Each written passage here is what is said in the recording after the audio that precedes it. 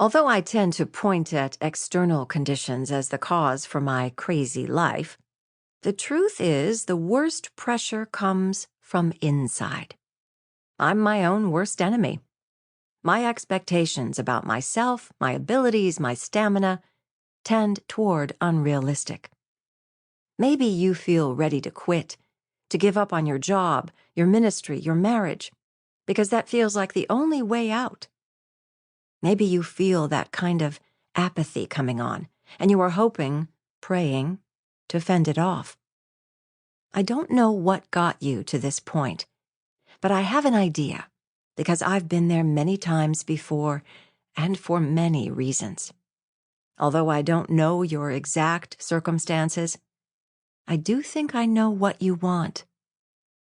There's a longing in every overbusy woman's heart to press pause, breathe deeply, and soak in the sacred moments of life. Because He is the Prince of Peace, God has planted within our souls a longing for peace, a life of ordered simplicity, increased focus. But the everyday demands leave us feeling splintered, distracted, restless. It's too easy for a hurried pace to set the pattern for our days, leaving a trail of rushed relationships and shallow thoughts. And yet, just when I think I'm doomed to feeling out of control and overloaded with guilt, I get a taste of God's plan for me. I sense its possibilities. For a moment, I press pause and discover I'm not a victim of a crazy schedule. I have choices. Yes, certain things are out of my control, but not everything. And in those moments, when I discover a slower rhythm, when my mind clears of the confusion, when I sense God's nearness, my heart sighs in relief. This life of having enough time to do what God wants us to do, is possible. I know, because I've experienced it.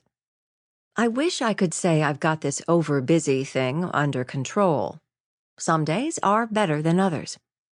But what I'm learning is no one is too driven, too overwhelmed, or too unfocused to find a greater sense of peace and control in their lives.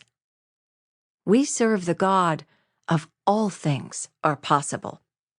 His ways are not frantic or overloaded, and He will guide us toward a life that reflects His peace. If we let Him, I believe God will start to remove the chains that have kept us bound to an overwhelmed life. Let me warn you, there will be work to do, but not the time-consuming kind. In order to regain control of our schedules, we'll need to make some changes.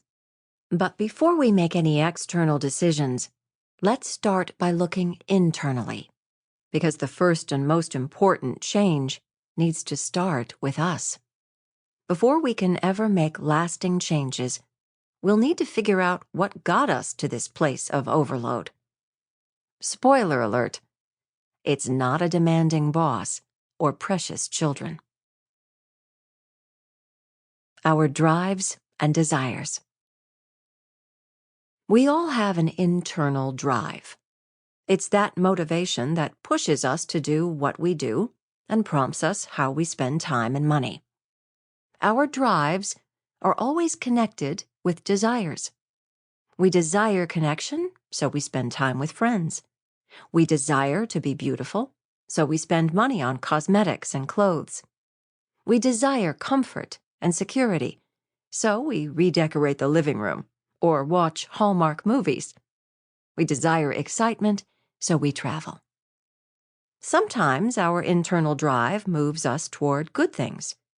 We want a relationship with God, so we spend time in prayer. We want to care for those in need, so we volunteer. We want to be healthy, so we exercise. Then, there are internal drives that move us toward self-defeating or harmful choices. And this is where things get complicated.